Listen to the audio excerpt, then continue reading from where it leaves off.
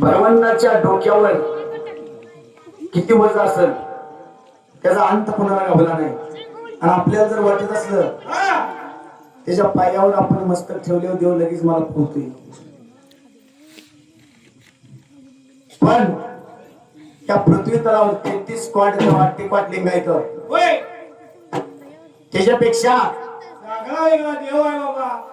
आगळा आणि वेगळा प्रत्येक देवापाशी गेल्यानंतर त्या देवासाठी तुम्हाला कुठंच जायची गरज पडत नाही.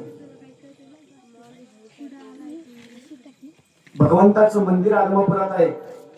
पण ह्याच्यापेक्षा महत्वाची गोष्ट, जर मंदिरात जाऊन मंदिरातल्या पुजाऱ्याला जर सांगितलं आम्ही बकऱ्यातनं आलोय, तो मंदिरातला पुजारी तुमच्या पाया पडणार. काय म्हणणार? मंदिरातला पुजारी पाया पडणार. बकऱ्यातनं आलोय म्हणल्यानंतर तुमच्या पाया पडणार एवढी ताकद त्या बकऱ्यात आहे. आणि त्याच मेंढी माऊलीची समाधी इथं आहे. मग आपल्याला आदमापूरला गेल्यावर देव पावल का इथं पावल?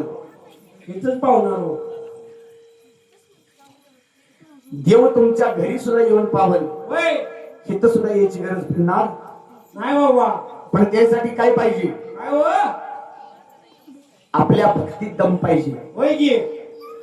ज्या वेळेला आपण अडचणीत आहे, ज्या वेळेला आपण संकटात आहे, त्यावेळेला आपल्याला देवाला भगवंताला हाक मारायची गरज नाही पडली पाहिजे. भगवंताला घाम आला पाहिजे. माझा भगत संकटात आहे, मला गेल्याशिवाय मार्ग नाही. पण असं केव्हा आपण करतो का? देवापाशी आल्यानंतरच देवाचं ध्यान. प्रपंच करते मला मान्य आहे ते प्रपंचाचं. पण ज्या वेळेला आपण जन्माला आलो त्यावेळेला या घ्यायचं वजन 2.5 ते 3 किलो होतं. आणि ज्या वेळेला आपलं आयुष्य संपत त्यावेळेला आपली मशानात ज्या वेळेला राख होती त्या राखाचं सुद्धा वजन 2.5 ते 3 किलो भरतं. बरोबर आहे. मग आयुष्यात मिळवलं काय? हा, सेवा केली. आयुष्यात मिळवलेली गोष्ट एकच, काय हो? 50 लाख रुपये अंगावर दागिने घातलं तर शेवट काढून घेते ती. होय. मिळवलेली इस्टेट पोरग नाव करून घेते अगोदरच. होय. पुन्हा कुठे अंगठा करून आताच घे म्हणणार. पण एकच गोष्ट अशी आहे, देव सुद्धा तुमच्यापासून माघारी घेऊ शकत नाही. ती म्हणजे देवाचा केलेला परमार्थ, देवाची केलेली भक्ती. तुमच्या आयुष्यात संध येणारी वस्तू म्हणजे एवढीच आहे हो. आणि ती व्यक्ती एक अशी आहे आपल्या पृथ्वी तलावर ती देवाला कवा जात नव्हती, पण देव तिच्यासाठी जात होता. कोण आहे अशी? आम्हाला काय माहित म्हण. अर्जनाबाईच्या जात्यावर आणि देवगड तो जारी बाजारी गिरधारी नाव तुझं तिरी हरी नऊ बावी देवरी. गिरधारी नाव तुझं तिरी हरी नऊ बावी देवरी.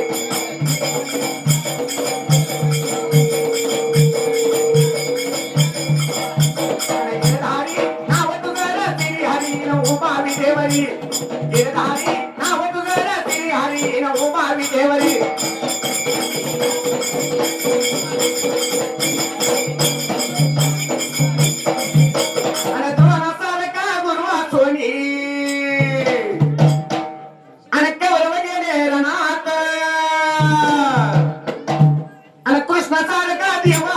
पांडव गेले वनात, पांडव गेले वनात. गिरधारी नाव तुझं तिरी हरी नऊ बावी देवरी. गिरधारी नाव तुझं तिरी हरी नऊ बावी देवरी.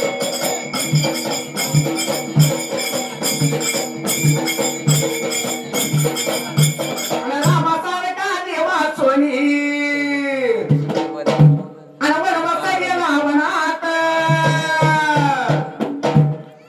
गिरधारी नाव तुझं तिरी हरी नऊ बावी देवरी. गिरधारी नाव तुझं तिरी हरी नऊ बावी देवरी.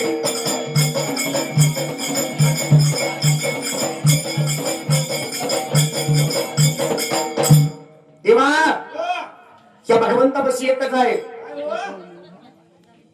तुम्ही केलेल्या संसारातला, तुम्ही केलेल्या प्रपंचातला हा.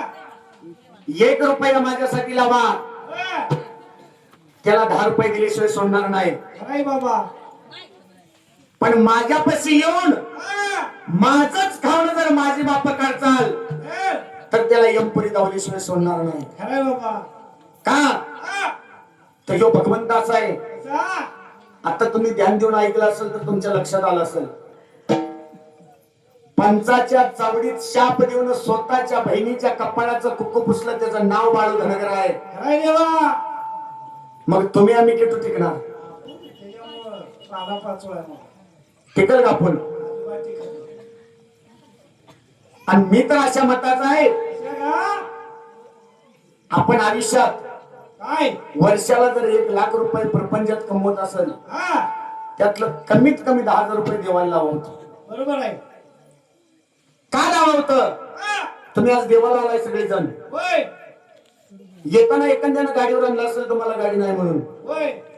तो गाडीवर आणणारा चांगला. हा. आता इथून माघारी जाणार आहे, बर. जाताना एखाद्यानं अडवलं, बाबा देवाला आता चल आमच्या घरी चहा पिऊन जा. अहो, घाट पडत नाही परपंचात ना. आता जाता ज्यानं चहा पाजला तो चांगला. हा. तुम्ही एखादं मोठं काम केलंय, तुमच्या शेजाऱ्यानं तुम्हाला 1 लाख रुपये दिले तर मदत म्हणून, बर. तो शेजारी चांगला. तिला घेतलं तर चांगलं काय? मग हा 3.5 हाताचा देह ज्या भगवंतानं फुकट दिला, त्याला का म्हणला का देव चांगला? देवाने काय दिलंय? नुसता देहच दिलं. हे बी दोन मागे गेलं, एकच भरून खाऊ जायला सांग. का? हा. त्याचं कारणच असं, असं का? माणसाचा 1 डोळा गेला, बर. डॉक्टरकडे गेला मग आणि डॉक्टरला सांगितलं किती बी पैसे जाऊ दे पण माझा 1 डोळा बदलायचा आहे. एक डोळा. डॉक्टरनं सांगितलं तुझा 1 डोळा जर नवीन घालायचा असेल हा. तर त्याला 7 लाख रुपये खर्च आहे. दोन घालायला 14. एका डोळ्याची किंमत 7 लाख असेल तर शरीराची किती असेल? शरीराची किंमत मोजायची. आताच तुम्ही म्हणला की फुकट दिले. कोणीच दिले पण त्याची किंमत नाही. देवा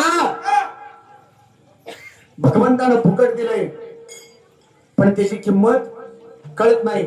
किंमत कळती कवा शिंबूड गडे. अरे 32 निकडे नाका तोंडा वाटे ना शेंबूड गडे नाका वाटे. राम म्हणा येत नाही हो. त्यावेळेला आपण याम म्हणतो याम. त्याला बोलवायची वेळ झालेली. त्यावेळेला त्याचीच वेळ झालेली असती यायची. हा. त्यावेळेला आपण दुसरा विचार करत तुझा बाई इथे चालली. आणि पहिल्यासारखं राहिलं नाही. आहा. 90 वर्ष जगीन 100 वर्ष जगीन. नाही ते आता पहिलं राहिलं नाही. आपला 60-70 मध्येच दिवस पडतोय. होय. का तर 40 मध्ये आपल्याला ते तसलं काय म्हणाय शुगर आणि बीपी गोळ्या चालू होते त्या. होय होय. मला लय टेन्शन आहे म्हणून. याच्यात ते. आणि 50 वर्षांना आपल्याला देवाची आरती म्हणता येत नाही. होका करता होका होका म्हणतो आपण. काय तोंडात दात नसलं बोबडत होतं. मग कशाला राहतोय आपण? हा काय राहत? म्हणून साठी देवापाशी मागताना एकच मागा, काय हो? काहीच देऊ नको. हा. हा यात चुके पण ही 3.5 हाताची जी मशीन आहे हा. ही एवढी जोपर्यंत माझ्या पुढे जीव आहे तोपर्यंत चांगली राहू दे. होय. का? हा. तर त्या भगवंतानं बनवताना अशी बनवली आहे. कशी का? ह्या मशीनला कुठला तुमचा टाटाचा, महिंद्राचा, टीव्हीएसचा, रेलनचा कुठलाही पार्ट बसत नाही. अजिबात बसत नाही. नट जरी तुटला तर बसत नाही बाबा. एकदा तुटला का तुला बादच झाला. म्हणून साठी भगवंताला एकच मागणी मागा. कशी? अरे तुला सवड मिळाली तर आणि ये रे बाळ मामा वाड्यावर आणि कधी तू येशील भेट मला देशी आणि एकदा रूप तुझं धावून जा आणि भोळी भगती माझी रे देवा एकदा डोळ्यानं पाहून जा. भोळी भगती माझी रे मामा एकदा डोळ्यानं पाहून जा.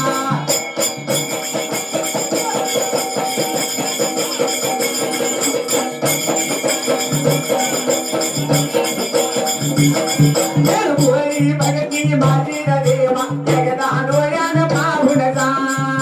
भोळी भगती माझी रे मामा एकदा डोळ्यानं पाहून जा.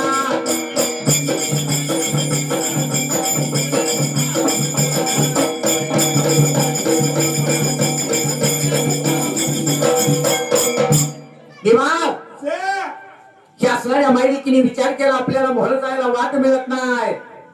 3 वेळा ही आडवं झालं या आपण जाऊया महागारी आता देवदेव राहू दे. देवदेव करायचा राहू दे म्हणून साठी असणाऱ्या दोघी मायलिकीने मुख महागारी फिरवायला महागारी पिढी होत्या चालत चालत आल्या त्या तळाच्या मधाला निघून गेलेल्या मेंढ्याच्या आकाराला आणि मामा बसला होता वाजवर बाबा. आणि असणारा देव माझा वाळाप्पा लागला होता बोलायला. काय झालं देवाला गेला होता आणि देवाला गेलता महागारी कशाच्या कारणानं आला सांग म्हणताना. त्यावेळेला आपली बहिणी गंगूताई लागली होती बाळूला सांगायला बाबा. आणि बोलायला लागली व आणि सांगायला लागली आणि गंगू माझी व बघा कैवताई व गंगू माझी व बघा कैवताई व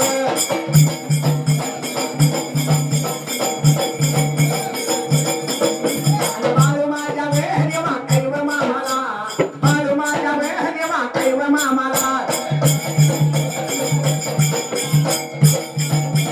आणि तुळतुळच्या वे देवा वारा सुटेला बदरबाईचा देवा गोड प्यार केला. आणि निघून पुढे वे देवा बघायला चालताना निघून पुढे वे देवा बघायला चालताना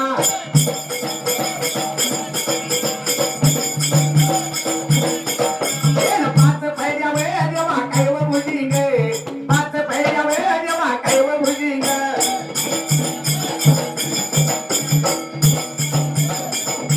आडवा देवा वे उभा भगव राहिला आडवा देवा वे बघा उभा राहिला.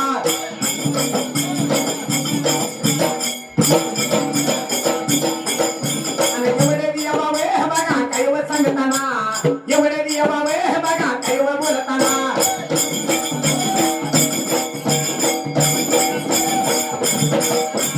बाळू लागेला देवा कैव बोलायला बाळू लागेला देवा कैव सांगायला.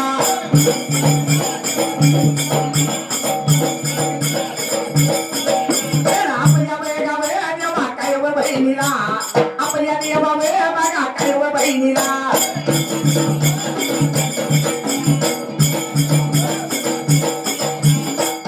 देवा तो बाळाप्पा आपल्या बहिणीला सांगत होता काय सांगत होता बाबा. गंगूताई